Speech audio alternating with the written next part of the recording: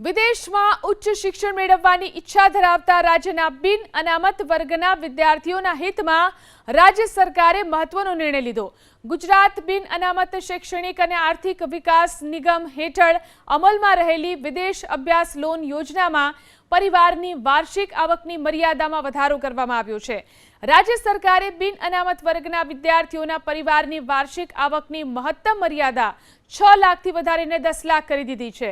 હવે 10 લાખ સુધીની વાર્ષિક કૌટુંબિક આવક ધરાવતા બિન અનામત વર્ગના વિદ્યાર્થીઓ આ યોજનાનો લાભ મેળવી શકશે। આર્થિક રીતે મધ્યમ આવક ધરાવતા પરિવારના તેજસ્વી વિદ્યાર્થીઓ માત્ર આવક મર્યાદાને લીધે વિદેશમાં ઉચ્ચ અભ્યાસ કરવાની તકથી વંચિત ન રહે તે ઉદ્દેશથી સરકારે આ નિર્ણય કર્યો છે।